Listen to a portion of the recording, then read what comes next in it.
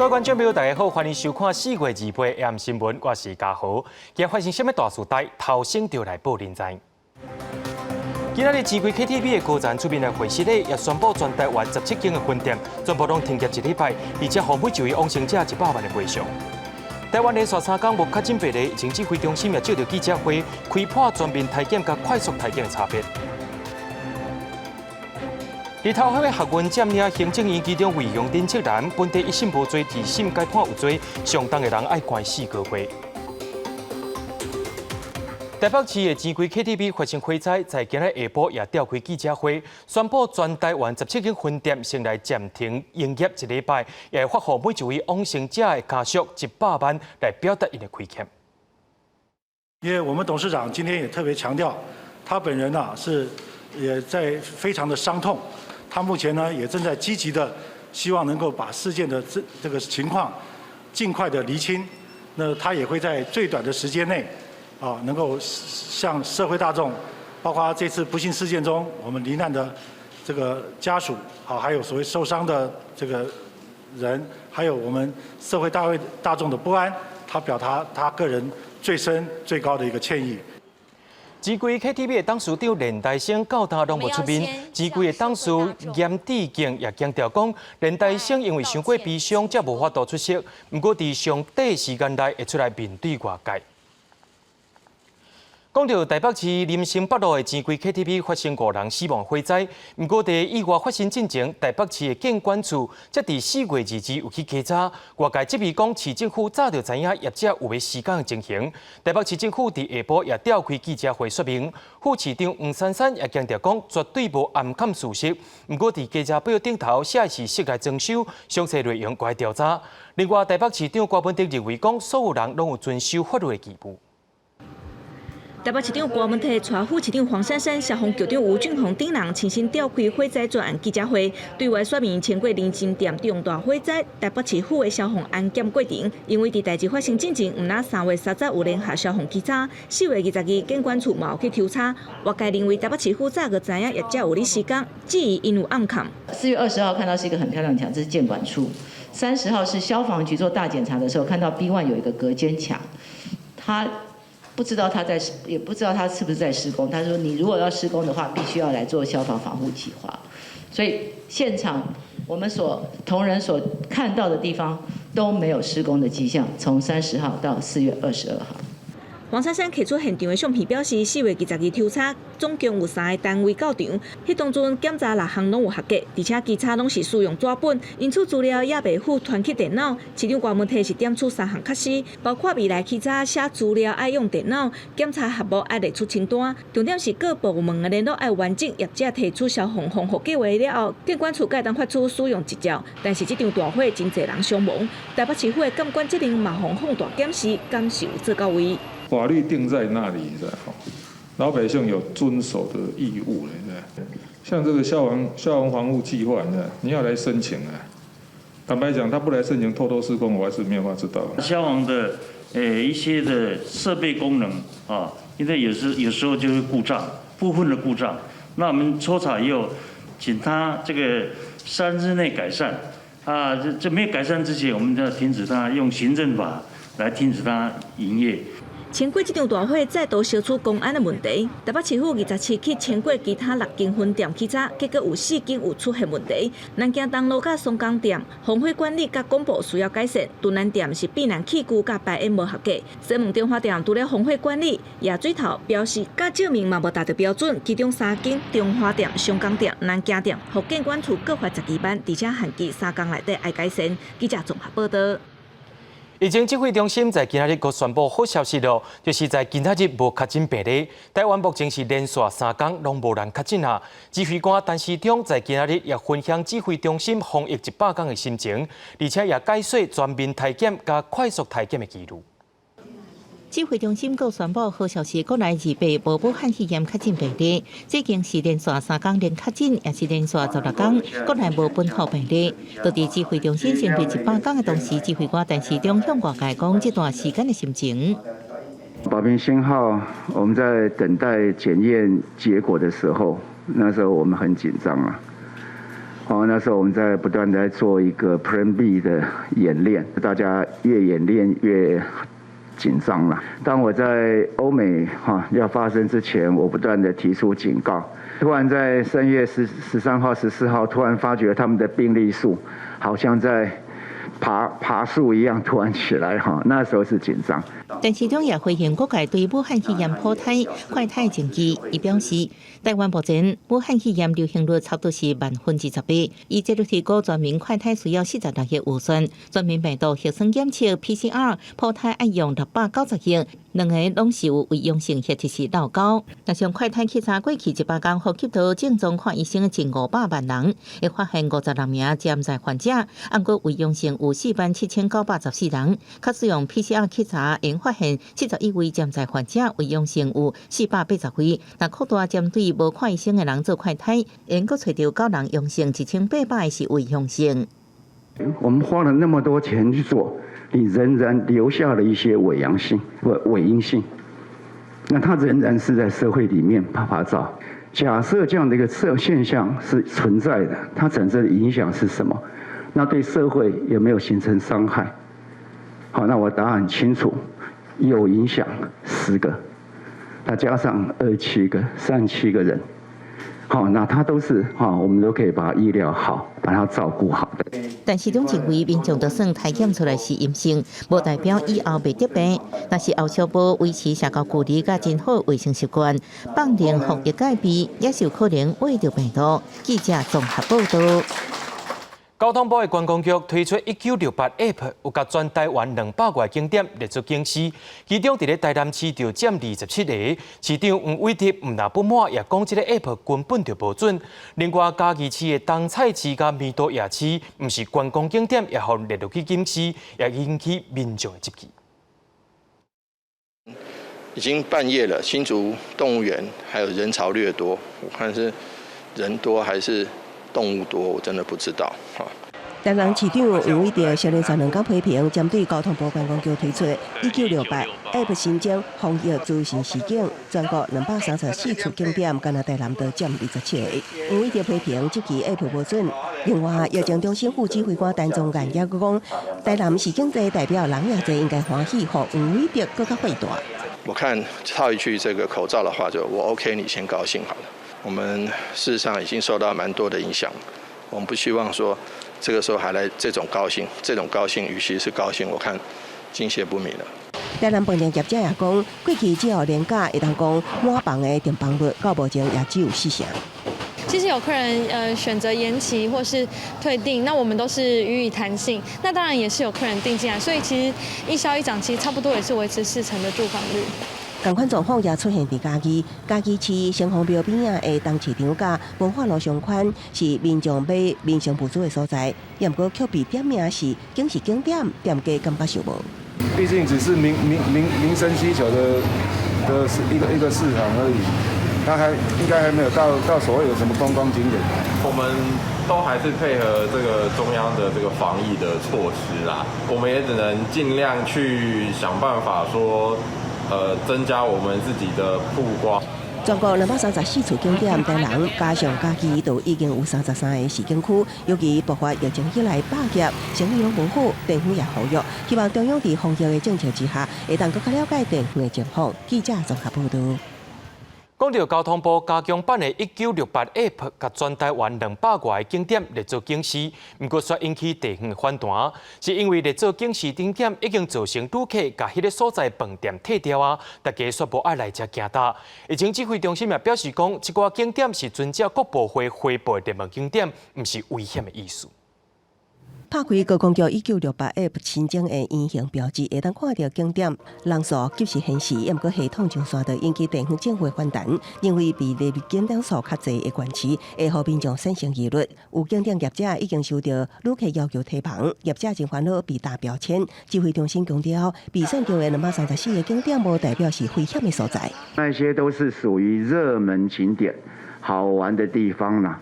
可能有好吃的，可能有好玩的，可能有好看的，非常好的地方。那所以这些东西被选出来，那选出来，因为它很好玩、很好看、很好吃，所以怕就是说在放假的时候突然太多的人去。景点人数显示分为红色人真济，黄色有较济，青色正常，也被地方政府执行。有的所在报名看起来显示人有较济，显示人真济所在看起来也无人客人。指挥中心解释，就算显示红色也无代表人满满。人数显示主要依据电信公司以开机人数来计算，因为每一个景点的范围无同，那地方政府有疑虑会当赶紧向中央反映来修正。红灯不是已经到人都已经满满的才到红灯哈，而是红灯是在一个安全可以维持社交距离的这样一个人流的状况哈，所以它是一个让民众可以安心，那可以预先知道你要前往的地点。人数有多少？可以去做一些预先的规划。这个 app 的一个数据来源，我觉得它是要去做一个更精准、更准确一点。如果它是精准的话，对于旅客的这个参考依据是非常的有用的。品牌协会表示，政府设定 app 是防疫好事，也毋过要确认资讯准确度。另外，应付疫情渐渐累落来，观光局顶礼拜已经会同国民旅游相关公布会规划疫情过后的防疫旅游，伫保持社交距离原则，分流分餐，未来将伫指挥中心同意后，才推出记者综合报道。行政院为着要振兴经济，院长苏贞昌在今仔日调集国营事业董事长甲相关部会，宣示政府要扩大投入公共建设。苏贞昌也表示讲，台湾已经连续16天无确诊病例，也讲已经结束了的振兴会互公共建设带头来振兴经济。疫情可以了，正在纾困，现在要振兴的科技比公建计划其实都有明确的各阶段提成，我不听失败的理由，我要你找到成功的方法，就是已经卡关立刻解决，然后赶上进度，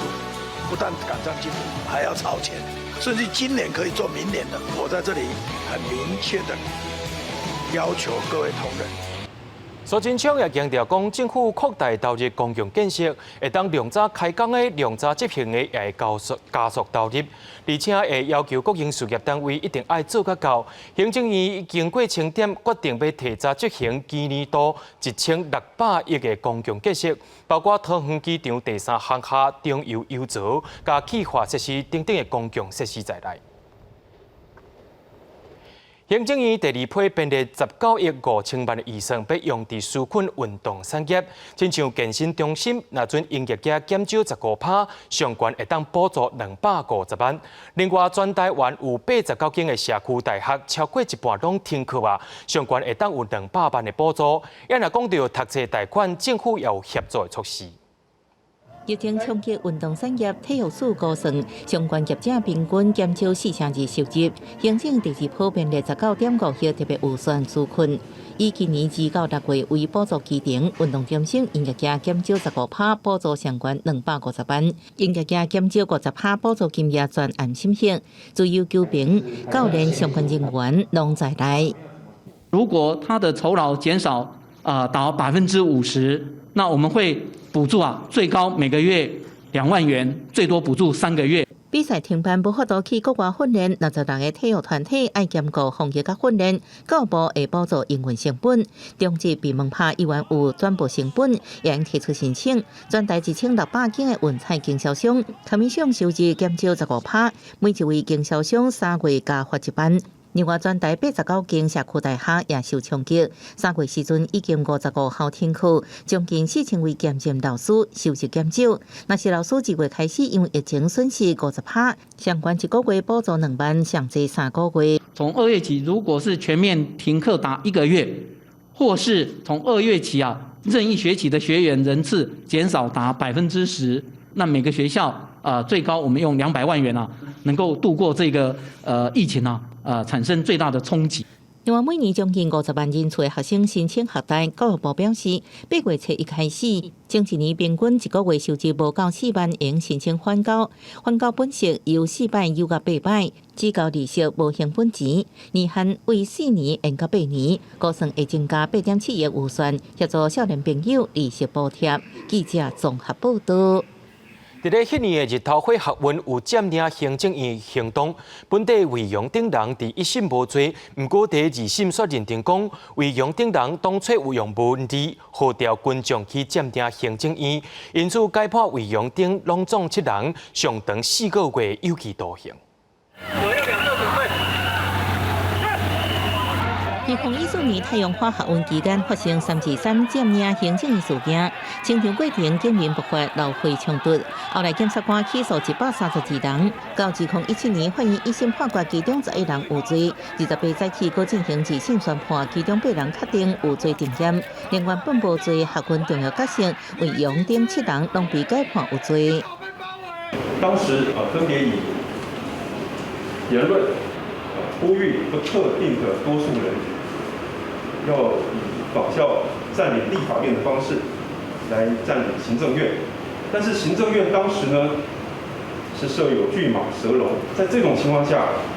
非聚集众人用强暴的方式是没有办法达成的。惠阳等7个人因为涉嫌他人罪被判处至到4个月有期徒刑。合议庭强调，就算反对者认为国民党前立委张庆忠推行服务修法的举动有定数问题，议员应透过合法理性的方式救济。不过，惠阳甲律师团批评法官的想法留伫戒严时期，判决结果让人真失望。今天的判决等于是在跟当天上万的台湾人说，你们全部都是一群暴民，你们没有自己思考的能力，你们就是被煽惑来的。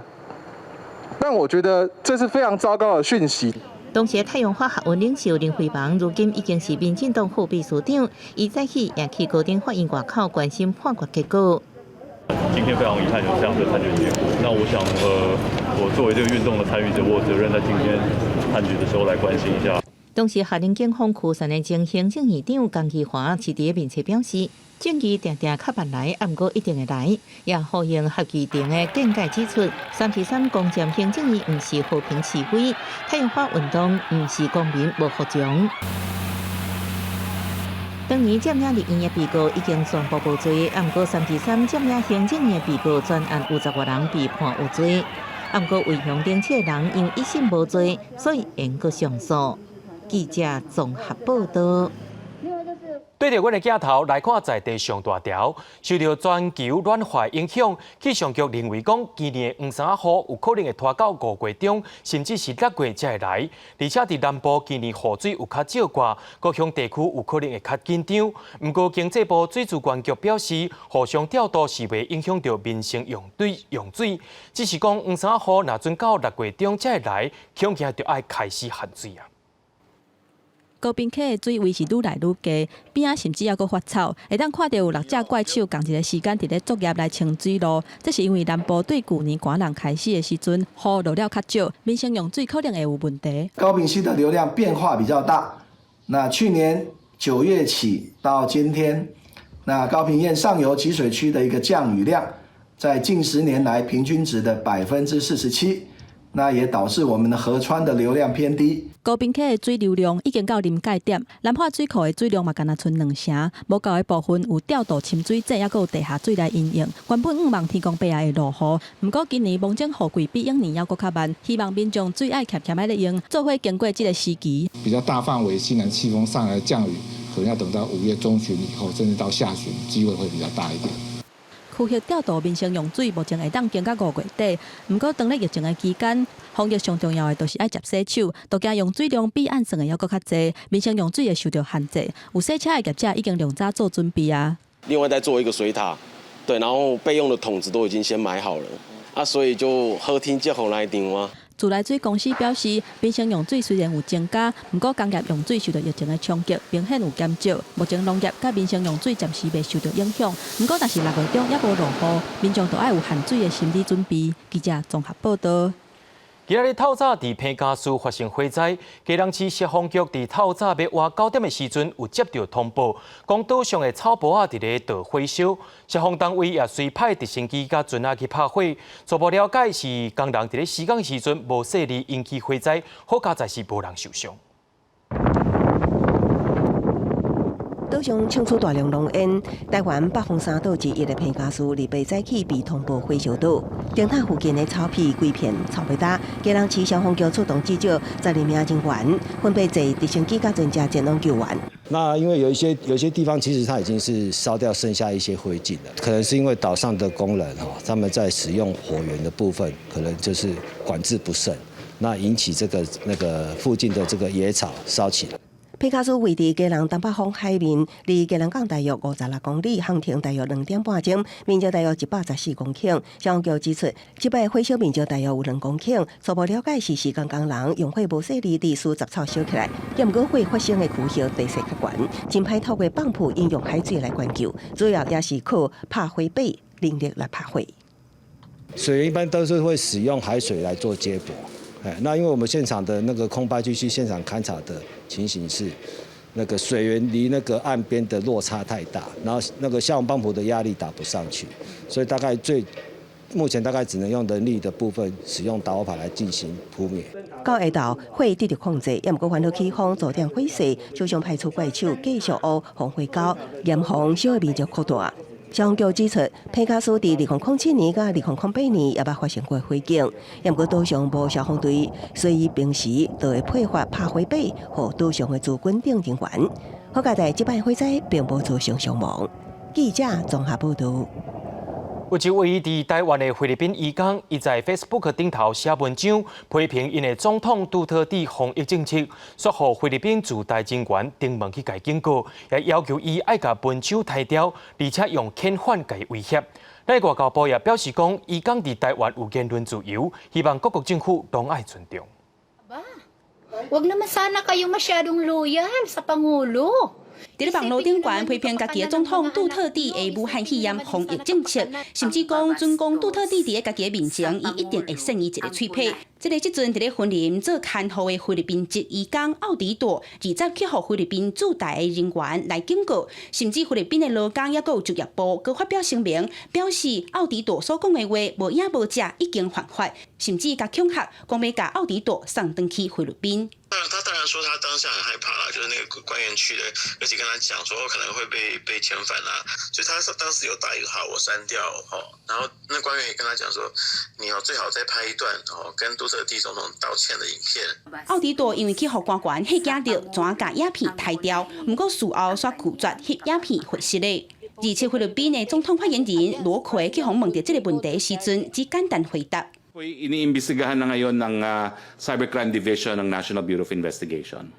菲律宾驻台官员伫咧台湾企图要甲奥迪多送倒转去，当地有艺文工作者也阁有记者所组成的协会，和农民工会联名拢发表声明来谴责，而且表态要支持奥迪多。外交部表示，移工伫咧咱台湾享有国民同款的待遇，包括言论自由，各国应该爱尊重。任何人以及任何机构都没有权利向这一位移工他的本人、向他的雇主，或是向中介公司进行施压，或者是进行关切，也不适合在两国政府都没有经过协商的情形之下，将当事人递送出境。长期关注移工权益的王志达认为，无论外交部、移民署或者是劳动部，拢爱坚守主张这个立场，保障移工的言论自由等等相关原则的权利，绝对袂使互菲律宾政府乱来，凊彩遣返移工。记者综合报道。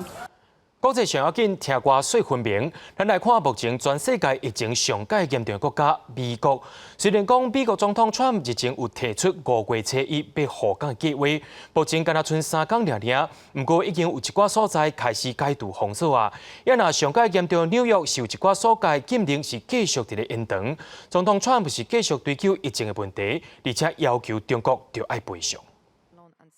离美国总统川普进前宣示的5月初1复工日，剩3天的时间，目前美国境内有部分的州嘛开始豆豆解除封城。We will open Texas businesses in phases. Retail stores, restaurants, movie theaters, and malls can reopen May the 1st. In addition to things like the kitchen-based temperatures and avoiding cross-contamination, also focuses on personal hygiene, sanitation. And now, of course, with the addition of social distancing. 咱若疫情真严重的纽约，部分地区的禁足令算是搁爱继续延长，为着避免复工了后疫情搁再爆发，政府研议重启经济指南，包括对学校、企业、餐厅等等的场所提出社交距离、甲增假房等等的建议。不过有哈佛的工会学者指出，为着要促进经济发展来放零限制，有可能会造成新的一波疫情来发生。Different nursing home or center tomorrow. or just across the population in apartment buildings, places where this virus will transmit quickly. 若世界卫生组织的秘书长塔德赛是提醒全球爱采用世界卫生组织的建议，因为大流行也未结束。The pandemic is far from over. WHO continues to be concerned about the increasing trends in Africa, Eastern Europe, Latin America, and some Asian countries. 谭德赛讲，目前离疫情结束还阁真远，呼吁大家都爱团结。若亚洲甲欧美等国小连续论坛了后，俄罗斯的疫情嘛，为4月开始一直升悬，目前累积超过87000人确诊，已经超过中国。记者综合报道。接落来，咱来看纽西兰。讲到纽西兰的疫情是豆豆受到控制啊，因为总理阿尔登伫当地时间27日宣布讲，对2月开始会豆豆解除在家隔离禁令，等于是互40万人长期做实。民众是未堪的禁，伫咧半暝啊夜头走出来买物件食。半暝啊的素食店外口，个人的轿车排真长，但着买真久无吸到的素食食品。纽西兰的新冠病毒疫情累落来，过去1礼拜新增病人只有9位数。总理阿尔登伫当地27宣布，自礼拜开始渐渐解除伫厝隔离禁令，也互素食店半暝开始就出现消费车辆。Oh, it feels so good. It feels so good. I love it. Missed it so much. So stoked. Honestly, it's so good to have a coffee, like a first real coffee. 阿尔登表示，纽西兰已经战胜新冠病毒的社区感染，所以将禁令为上悬的第4级警戒降到第3级，也会有40万名纽西兰劳工重新返到工作单位，互目前总劳工数达到100万人，渐渐恢复经济活动。At level 3, around 75% of the economy is operating, with key sectors like building and construction, forestry, manufacturing, and contactless retail starting back up. Importantly, major infrastructure projects start up again today. 除了纽西兰降低防疫战绩战胜病毒，出院的英国首相强生也重新登到工作单位，并且向人民信心发挥，表示即卖英国也在面临病毒感染的上悬风险时期，伊未因为经济受到影响，真紧解除禁令，无顾英国人民的牺牲，所以请民众对禁卡令保持耐心。If this virus were a physical assailant, an unexpected and invisible mugger, which I can tell you from personal experience it is, then this is the moment when we have begun together to wrestle it to the floor. 因为欧美部分民众也是无挂喙暗的习惯。德国为当地27开始强制实施喙暗命令，民众在大众运输甲进入商店时需要挂喙暗。无喙暗的民众会当伫部分车站外摕到免费发的喙暗，也会当用围巾顶布料抓喙甲片。无愿意配合违反命令的民众，相关会当处1万欧元，相当大票32万的罚款。记者综合报道。黎巴嫩第27全国各街头拢发生暴动，是因为本地金融危机，互因的钱愈来愈薄，佮再加上武汉肺炎施行封城令，互经济局势是愈来愈歹，真侪银行煞变做防攻击的目标啊！大火甲汽车喇叭声，无顾武汉肺炎的封城甲宵禁令，黎巴嫩民众27伫全国各地上街路暴动抗议愈来愈严重的经济状况。يا أخي خايف بس شوفي حل خايف من كورونا وخايف من الجوع وخايف على أهلي وخايف على أصحابي مش عارف على شو بدي أخاف بالأول مش عم بعرف صراحة。黎巴嫩正经历1975年到1990年内战结束以来上严重的经济危机。早伫去年10月，全国都真侪摆爆发示威运动，抗议执政高层贪腐拖累经济，金融危机致使货币大变值，存款被冻结，加上对抗疫情的封城措施，各互情形愈来愈害。几啊间银行正做这波抗议攻击目标。北部大城伫日波里所有银行宣布为20月开始无限期关起来。黎巴嫩目前总共有710例新冠病毒确诊，24人死亡。لما بدك تطلب من المواطن يلتزم بالتعبئة العامة، أنت بدك تقوم بدورك كمان اليوم.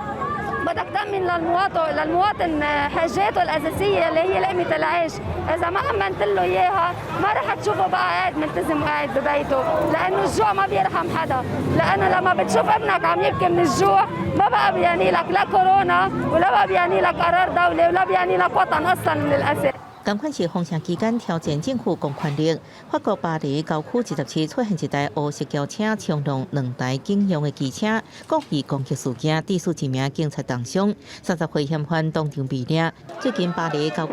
老只人啊身上警民冲突真多，轻是顶礼拜1名机车技师甲警车相撞冲撞致死重伤送医，有民众怀疑警方故意开车门。法国警方已经针对这代志展开调查。记者综合报道。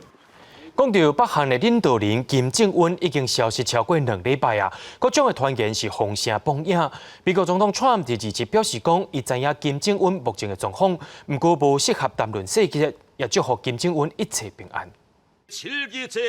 到底北韩领导人金正恩即马伫咧倒位，是生也是死？美国总统川普日前强调，伊知影金正恩目前的状况，不过目前较有路的部分还袂当讲，敢若希望金正恩一切平安，嘛暗示各界真紧就会当知影金正恩最近的状况。I hope he's fine. I do know how he's doing, relatively speaking. We will see. You'll probably be hearing in the not too distant future. 北韩领导人金正恩最后一届公开出面，是伫咧4月11主持北韩劳动党中央政治局的会议。12去空军的单位视察了后，都无看人，甚至无参加15因阿公金日成座机的纪念仪式。美国监测北韩的网站北纬38度，顶一日讲有翕到金正恩专用的列车停伫咧圆山，上新的讲法是翕到金正恩伫咧圆山骑马甲耍水的影像。过去2礼拜，包括金正恩做心脏的手术了后，有性命的危险，真做是不人，甚至传出中国有派医疗团队去北韩了解金正恩的病情，嘛有一个讲法讲，伊为着要闪避新冠病毒的疫情自我来隔离。针对这点，中国外交部日前表示，确实有派医疗团队去北韩提供新型冠状病毒的试剂，不过完全无了解金正恩的健康状况。记者综合报道。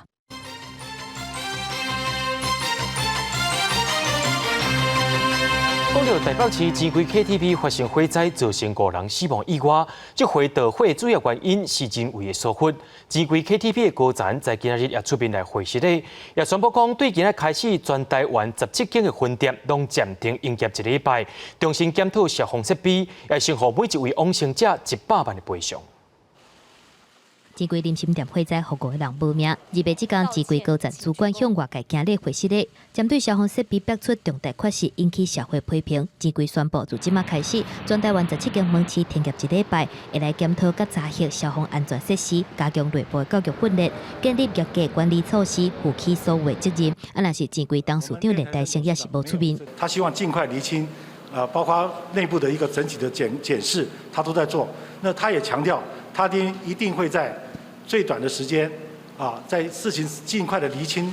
之后呢，他希望能够尽快的跟社会大众表达他最高最深的歉意。前规阁一概强调讲，这件代志绝对负责到底，袂倒闭。不过前一日宣布，互每一个罹难者10万块的抚恤金，去用批评讲无诚意。前规阁增加互每一个罹难者100万的慰问金，后手嘛协助相关赔偿甲安葬等等的代志。针对经销初步研判，火灾主因是严重的人为疏失，敢是有人下令甲5大消防设备关起来。前规是好人，嘛反驳外界传讲连带小北打电话互台北市府官员的讲法。这么重要的安全设备，我们绝对不能任意关掉。甚至也这几天媒体有在关心说，是因为禁烟抽烟，会把它关掉，绝对不能这样子做。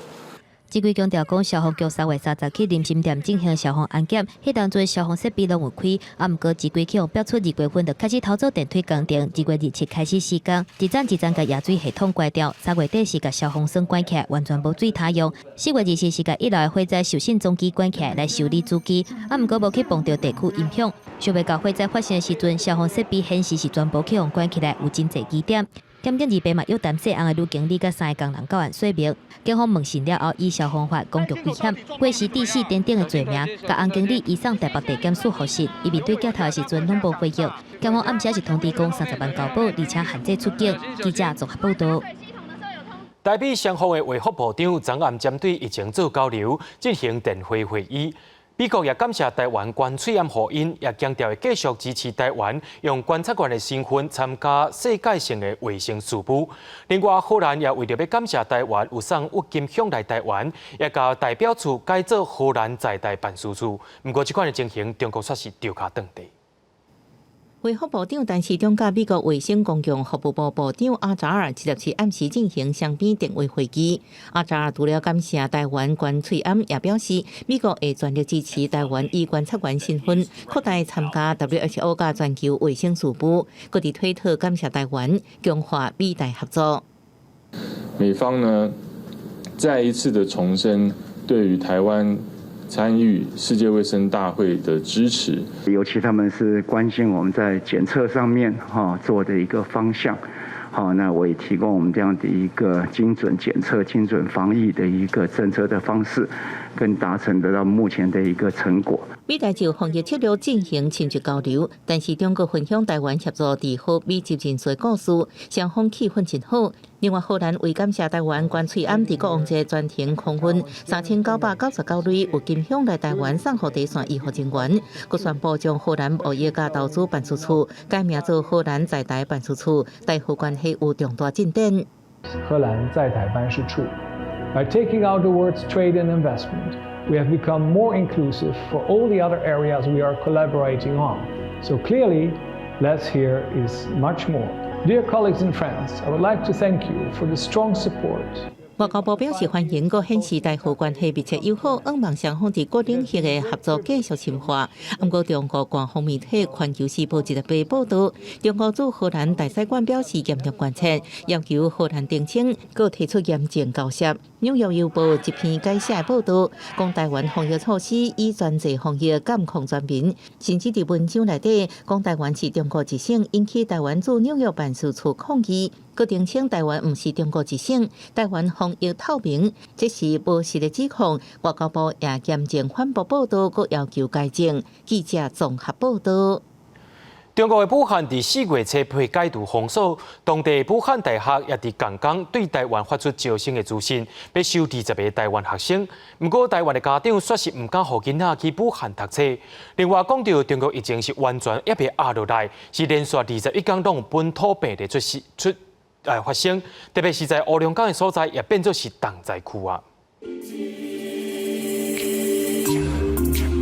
中西合起来的宫殿式建筑，武汉大学毋但比俄罗斯中国上水的大学，更加是中国排名前10的重点建设大学。随着武汉4月初被解封，学校也发出招生单，计划招收台湾免试生20人，其中学测成绩要求各分数学需要达到顶标，其他3个科目至少要有2科达到前标级以上。报名伫28A 到4点为止。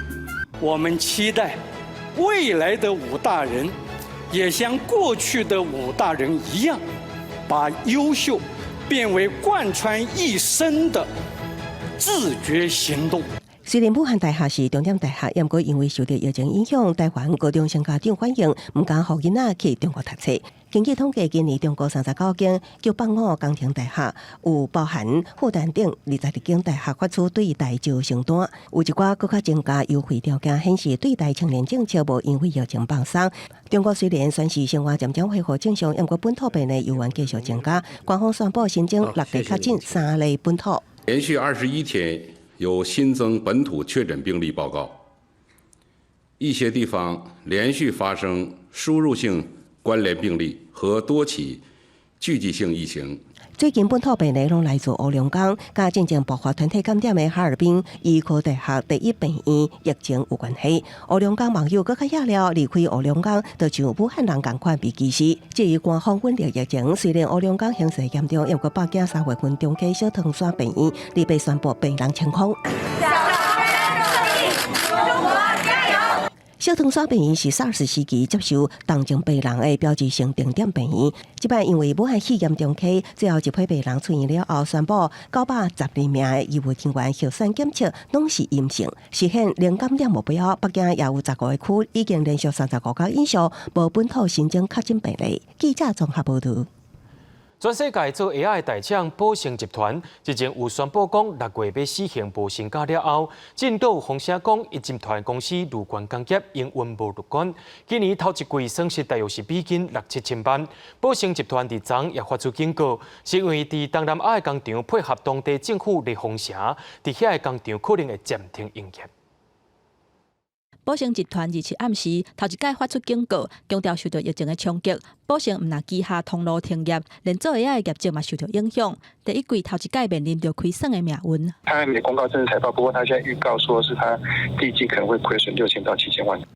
宝盛指出，集团旗下的通路端宝盛国际，今年2月开始，因为中国实施几项严格的管制，要甲中国办公处所、甲零售的店头关起来。头一季的税后净损差不多人民币1.67亿，也若旗下负责做 AI 的入关工业，今年第一季的税后净损差不多6000万至7000万的美金。伫咧东南亚的工厂，可能会暂时关厂。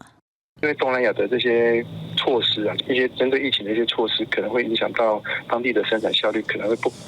能会导致工厂的暂时关闭。因为头一季本业的表现无好，宝盛的股价走势起落真大，2倍收盘价27.2块，跌0.6块。不过目前来看的话，就是欧美的一个这个部分的一个地区，其实已经开始解除禁足令，也重新要启动经济的活动。或许在这个禁足令的解除之后，慢慢经济活动活络起来，那么下游的一个需求就会开始起来。因为目前来看的话，有一些门市也开始在重新开启了。另外，宝盛顶一日传出6月开始要向无薪假，这礼拜开始会甲工会正式来协商。不过有媒体报道，宝盛建议2个方案，无薪假实施的对象是国内基站的员工，6月开始逐个月休4天的无薪假，其他的员工包括海外的台湾干部，一个月休无薪假6天，按算影响的员工会有5000人。另外，规划5月到12月，负重残疾以上的高阶主管减薪水10%至30%。不过宝盛回应，目前公司也未甲工会来协商，无薪假较有路的部分，还佫爱员工来同意。记者综合报道。今日中昼有基站的医护人员去到疾管署的大门口抗议，认为最近公布的医护津贴补助办法，比17年前的 SARS 加真侪请补助的条件，势头也变较搁较重，津贴确实无增加。有医生表示讲，因为病院实行分层分流的方式，颠倒会互津贴互各位医护人员分配去，甚至有认为医师认为讲根本就是倒塌去啊。津贴大缩水，医护心好累。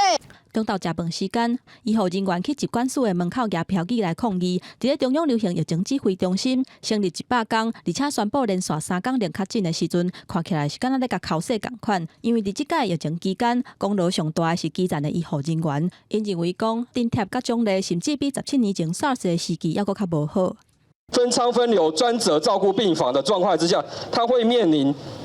25% 以及50% 不等的薪资上的损失，严重的要求一定要改回2003年的版本，每人每天或是每人每班1万块，才有达到实质的奖励的效果。防疫的津贴，伫咧 SARS 的时期，明定医师一个人1天1班，护理师一个人1班是5000块不等的防疫补偿。若新型冠状病毒防疫期间，医师1天是1万块，规定上济会当照顾10个患者，护理师一个人1班是1万块，津贴加5000块。不过要求伫咧一定的护理师甲患者的比例条件之下，才会当领。一般的病房爱照顾5个患者，加护病房是2个患者。那3位护理师要接5床病患，这个其实是非常吃力的，是因为你进去一个房间，至少就是半小时到1小时，更不用说出来，你还需要帮他，就是电话就是问他的一些过去病史跟整理他用药。工会指出，因为目前津贴的补助办法，并无甲半暝值班的医师、甲住院医师人力分开来算。不过一天津贴1万块，煞是由几个专职病房医师平均来分配，一天会当领到的钱，可能无甲1000块。一个病房区来申请，而不是整个医院用合计凑齐的方式，你实际上班的就一定领得到。卫福部强调，只要是咧第一线照顾确诊患者的医护人员，津贴是绝对袂减。除了大多数的病院已经主动互因津贴以外，中央嘛会另外发防疫津贴。若是基层的护理人员感觉病院的排班有问题，会当甲卫福部来申诉，会赶紧调查甲处理。记者综合报道。虽然讲疫情最近有较湿落去啊，不过咱也是千万唔通大意。伫咧台北市所管的社教机构，对今仔开始实行徛病管制，亲像民众若准备入去图书馆，就要用证件做登记；就连动物园也是爱徛病登记。台北市天气变好，透早有真侪民众甲学生到图书馆，确定体温、挂喙安真基本。今仔日开始，搁爱留个人基本的资料。我第一次来，我不知道的。啊，今天是想要来图书馆做什么事？看报纸，我只是看个报纸而已。谢谢，请进。卡片比一个过去，若是无查用身份证件工作人员会帮忙输入，真正啥物证拢无就写落来。要求填一张单子，这样，就其实蛮简单的过程。我们不会再登记到电脑里面去，我们就是保留这一张纸本式的记录单。没有关系，因为新北市的图书馆都关了。调整看册作为原本会当做4个人，改做1人到2人。看报纸的所在嘛，撤掉部分的椅仔。台北市图书馆和历来民众党会当保持1.5公尺社交距离。有新北市民讲，新北图书馆3月20关到即马，好佳在阁有遮会当看册。台北市立动物园伫咧大门口甲鸟空流浪入口来进行实名登录，因应较侪家庭甲团体游客入园的时阵用 QR code 手动登记为辅助。但是也有30%左右的游客，可能是因为身上并不见得有带行动载具，或者是他不见得很擅长操作，他觉得浪费时间，所以呢就会直接希望用纸本登记，花大概其实5分钟，不过我们比较早来啊，所以人比较少吧。台北市社教机构启动实名制，高雄市配合5一连假，景点可能有真侪人。今仔日开始，寿山动物园、公山之眼这寡景点嘛启动登记实名制，嘛强调会强制维持1公尺的社交距离。记者综合报道。在疫情期间，大家是减少戒备，民众除了挂嘴暗，而且还有接洗手，但生活环境也就是爱注意。新北市建筑师工会表示讲，有一寡较老的厝，因为排水管若准无加倒一支圆管，真容易造成病毒伫同一栋的建筑物内面传播。另外，室内的冷气系统也可能是防疫的空隙。今年2月，伫香港青喜的空美楼出现大地共栋无共楼民众为着新冠肺炎，怀疑是便所排气管泄漏地数交叉感染。建筑师表示，除了管线欠维修，防疫的空隙也可能出现伫排水管。未少超过30年的老旧建筑，排水管无遵水完设置，若出现病毒，可以断开。透过一个沉水湾，它是有水会储存在那一个地方，所以就是一些脏的污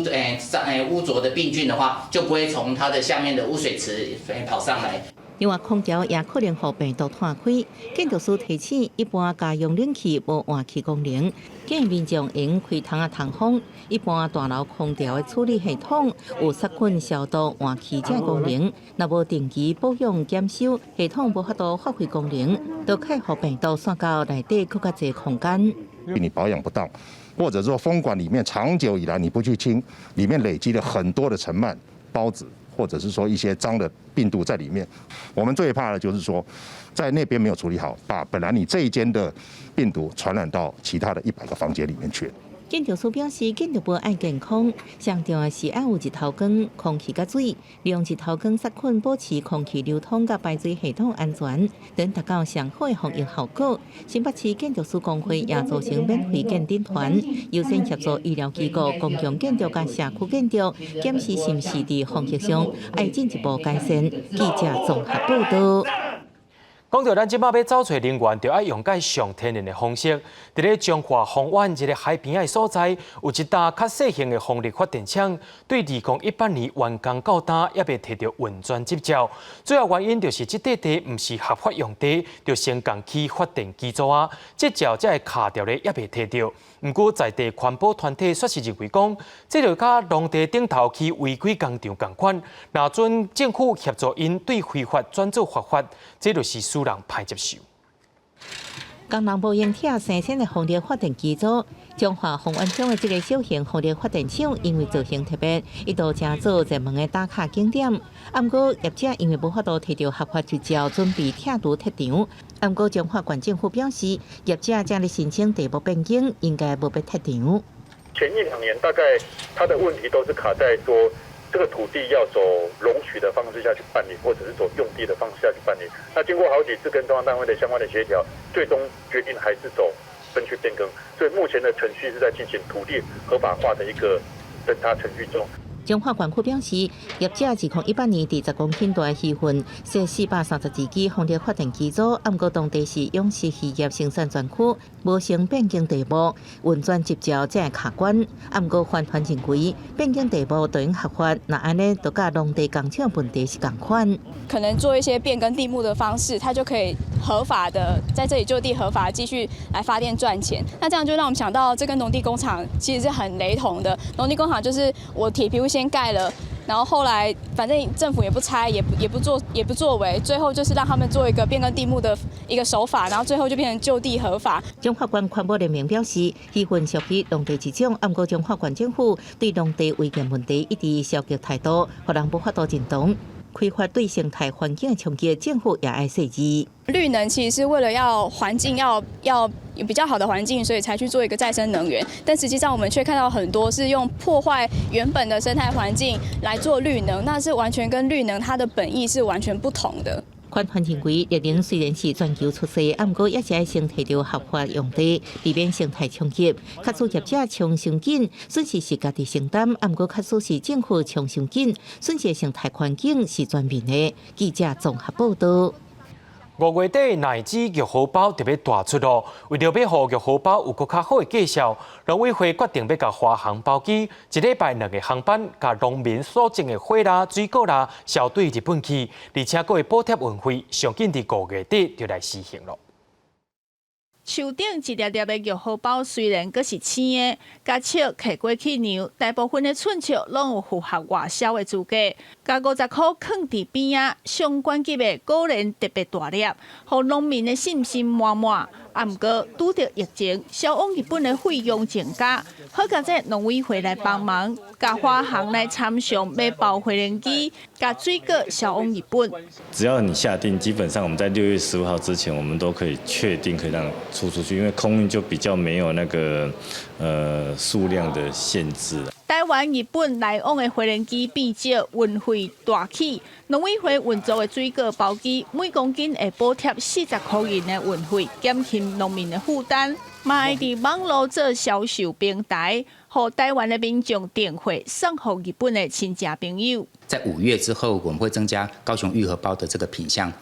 会输往日本，我们全国的消费者可以在我们的首选平台上面去订购，就你的朋友或者是你的客户在日本就可以收到。3公斤一盒装的玉荷包，伫台湾差不多会当卖到1000块，销往日本一盒会当卖到2600块。介绍起一杯，农民当然希望会当外销找出路，不过日本即马是紧急状态。水果包机目前预定一礼拜2个航班。看效果如何，再来调整。记者陈义言、柯正俊高雄报道。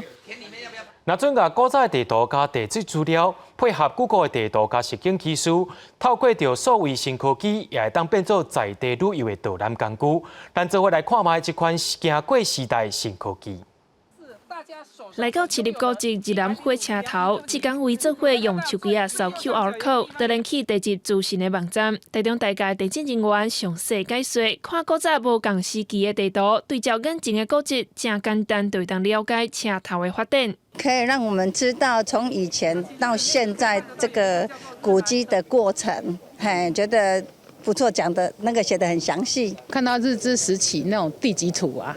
都觉得很惊讶，跟现在那种科技跟真的是不一样，对，有一点古色古香的感觉这样子。大家地震事务所的人员甲土地登记簿、地质图甲历史的图纸扫入去电脑内底，发挥因的专长甲创意，甲地质资料变作是在地深度旅游的好工具。这个网站的设立啊，就是让有些民众他不方便到现场的，然后他可以透过 Google Map 还有 Google Earth， 他可以了解古迹的限制在哪里，然后借此就是活化我们的地籍资料，然后达到教育的意义。这个网站唔但整理古早的地图，佮结合 Google 的地图和实景技术，用所有的新科技，互惊较高的游客，也是无来到现场的民众，隆重有法度看到古迹的真实景象。记者综合报道。讲到明仔载天气，各地头拢是好天，东半部有可能会落地阵雨，过到西半部的山区环洗雨来。明仔载天气是好也是歹，做伙来看预报，恁就知。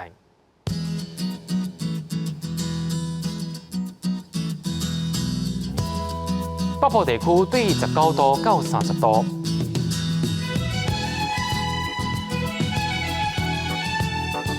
东部地区对20度到31度。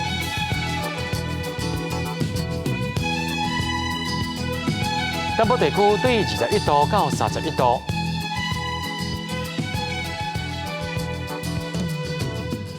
东部地区对19度到28度。咱来看外岛地区，对17度到28度。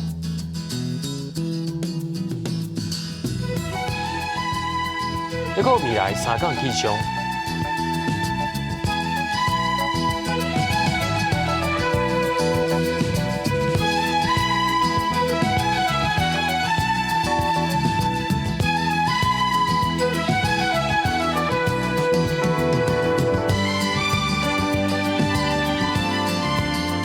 感谢各位观众朋友收看今日的AM新闻，我是嘉豪，咱再会。